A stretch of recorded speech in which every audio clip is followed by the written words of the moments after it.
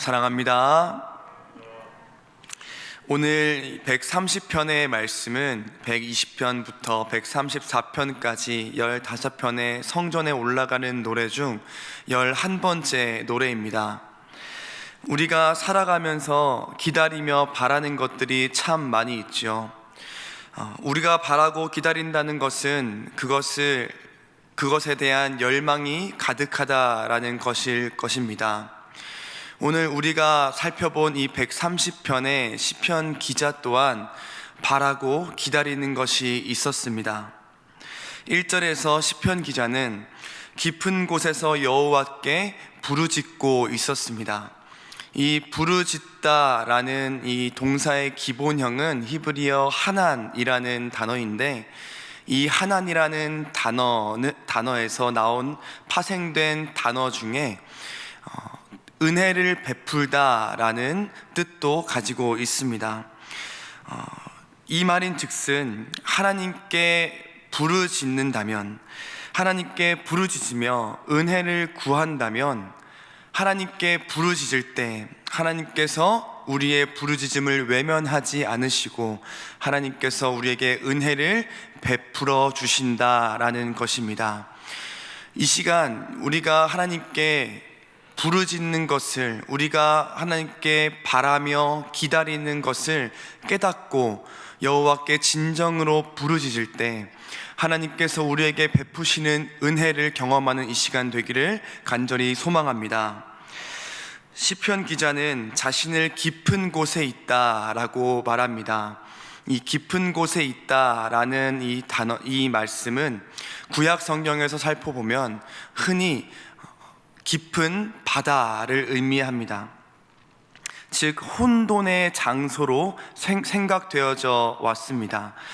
이 바다, 시작과 그 깊음을 알 수 없는 이 바다는 우리에게 큰 두려움과 공포를 가져다 줍니다.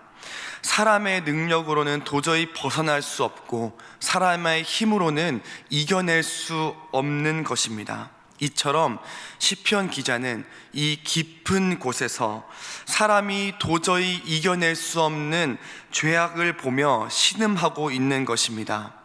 범죄함을 보며 죽음을 보며 절망하고 있는 것입니다. 이러한 상태를 3절은 이렇게 표현합니다.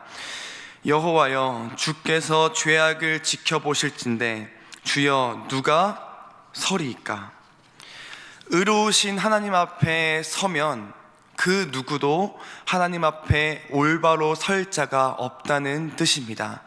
로마서 말씀에 우리가 잘 알고 있듯이 하나님 앞에 의인은 없나니 하나도 없다라는 말씀과 같은 의미이죠. 그러나 시편 기자는 그 지독한 절망 가운데서도 절망에 넘어지지 않고 소망을 고백합니다. 4절입니다. 사유하심이 주께 있다. 이 사유하심이라는 단어는 용서한다라는 뜻입니다. 우리가 범죄함으로 죽을 수밖에 없는 우리이지만 하나님께서는 하나님만이 우리의 죄를 용서해 주실 수 있다라는 말이죠. 바로 우리가 고백하는 복음입니다. 하나님께서 이 땅을 창조하시고 하나님 보시기에 심히 좋다라고 말씀을 하셨지만 우리의 죄로 인하여 이 세상은 범죄하고 타락하여 하나님의 형상이 망가졌습니다. 여자의 후손이 뱀의 머리를 상하게 하신다는 하나님의 약속을 우리에게 주셨고, 하나님의 세상을 이처럼 사랑하사 독생자를 주셨는데 그 독생자는 바로 하나님의 아들 예수 그리스도이죠. 그 예수 그리스도가 우리를 위해 대신에 죽으심으로 우리의 죄를 사하여 주셨고, 그 죽음에서 멈춘 것이 아니라 그가 다시 부활하셔서 우리의 부활까지 예비하신 것입니다. 거기서 그친 것이 아니라 또 다른 보혜사 성령 하나님을 우리에게 보내주셔서 하나님 나라와 우리의 구원을 완성하시기까지 우리를 홀로 버려두지 아니하시고 우리를 그 하나님 나라가 완성될 때까지 우리 가운데 거하셔서 우리에게 할 말을 더하여 주시고 우리를 도와주시고 우리를 그 끝날까지 인도해 주신다는 것이 바로 하나님의 완벽한 구속사역, 즉 복음이라는 것입니다. 그런데 그 사유하심, 그 용서하심의 목적이 있다라는 것입니다. 4절에 이어서 그것을 이야기하고 있습니다. 그것은 바로 주를 경외하기 위함이라 말씀하고 있습니다. 경외한다는 것은 하나님을 나의 주인으로 인정한다는 것입니다. 하나님과 같이 되어 에덴 동산의 주인이 되는 것이 아니라 하나님만이 나의 주인이 되는 것을 인정하는 것입니다.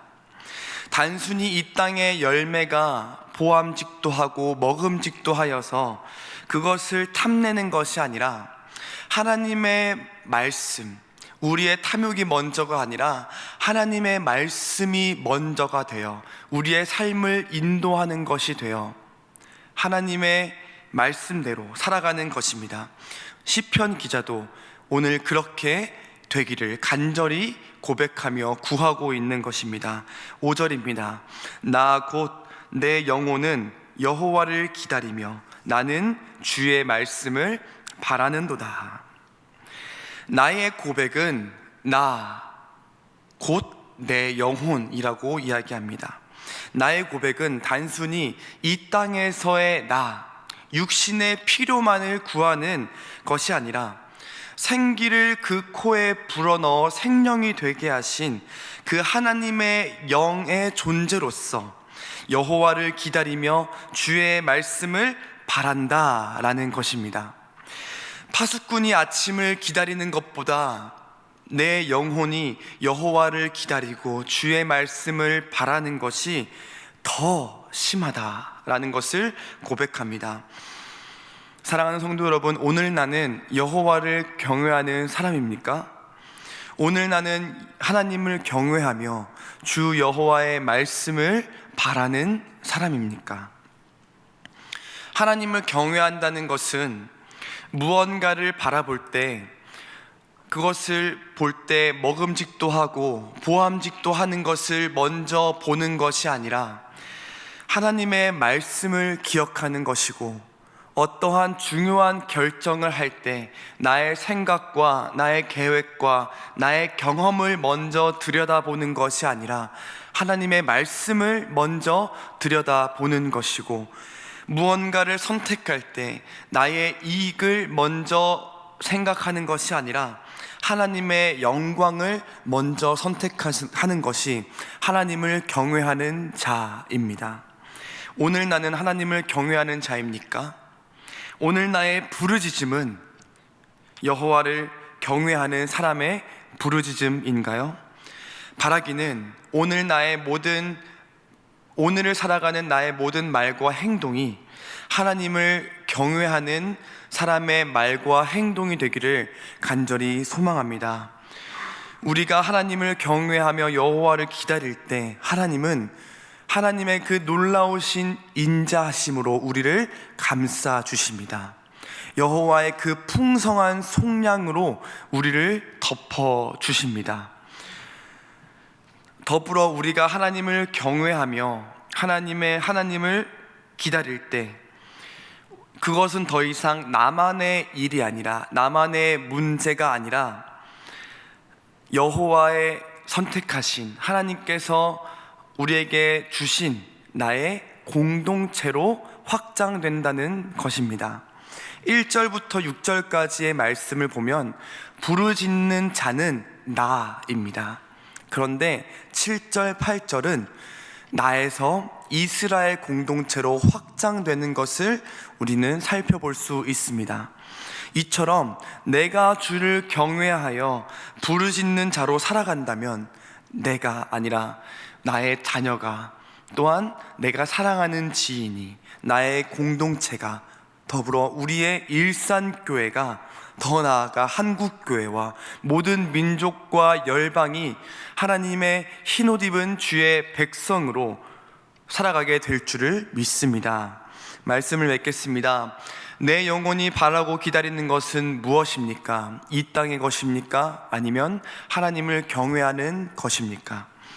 바라기는 우리의 부르짖음을 통해 하나님이 베푸시는 은혜를 경험하고 단순히 이 땅의 필요만이 아닌 하나님의 뜻과 영광을 외칠 수 있는 우리 모두가 되기를 소망합니다. 그런 내가 되기를 소망하고 그런 일산교회가 되기를 간절히 소망합니다.